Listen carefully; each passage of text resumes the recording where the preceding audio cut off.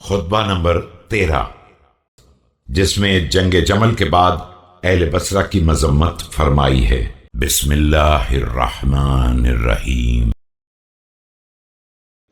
كنتم جند المرأة وأتباع البهيمة، رغى فأجبتم وعغر فهربتم، أخلاقكم دقاق وعهدكم شقاق ودينكم نفاق وماؤكم زعاق، والمقيم بين أظهركم مرتهن بذنبه۔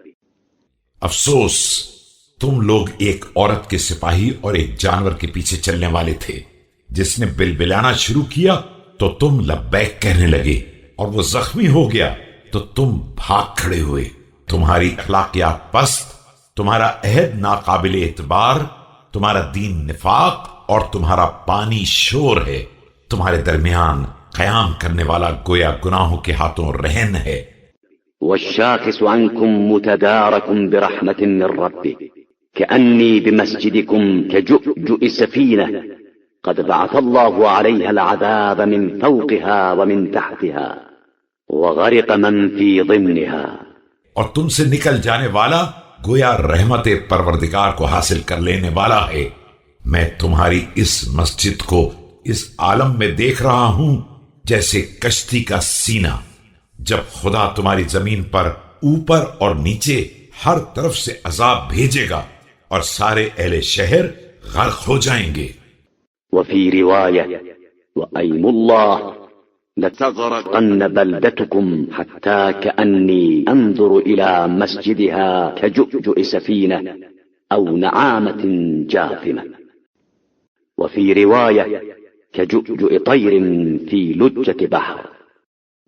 دوسری روایت میں ہے، خدا کی قسم تمہارا شہر غرق ہونے والا ہے، یہاں تک کہ گویا میں اس کی مسجد کو ایک کشتی کے سینے کی طرح یا ایک بیٹھے ہوئے شتر مرغ کی شکل میں دیکھ رہا ہوں۔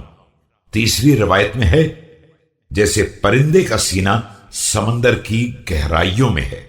وفي رواية أخرى بلادكم أنتل بلاد الله تربة، أقربها من الماء وأبعدها من السماء، وبها 9 أعشار الشر، المحتبس فيها بذنبه والخارج بعفو الله۔ ایک روایت میں آپ علیہ السلام کا یہ ارشاد وارد ہوا ہے، تمہارا شہر خاک کے اعتبار سے سب سے زیادہ بدبودار ہے کہ پانی سے سب سے زیادہ قریب ہے اور آسمان سے سب سے زیادہ دور ہے۔ اس میں شر کے 10 حصوں میں سے 9 حصے پائے جاتے ہیں۔ اس میں مقیم گناہوں کے ہاتھوں گرفتار ہے اور اس سے نکل جانے والا عفو الہی میں داخل ہو گیا۔ كأني أنظر إلى قريتكم هذه قد طبقها الماء حتى ما يرى منها إلا شرف المسجد كأنه جؤجؤ طير في لجة بحر۔ گویا میں تمہاری اس بستی کو دیکھ رہا ہوں کہ پانی نے اسے اس طرح ڈھانپ لیا ہے کہ مسجد کے کنگروں کے علاوہ کچھ نظر نہیں آ رہا ہے، اور وہ کنگرے بھی جس طرح پانی کی گہرائی میں پرندے کا سینہ۔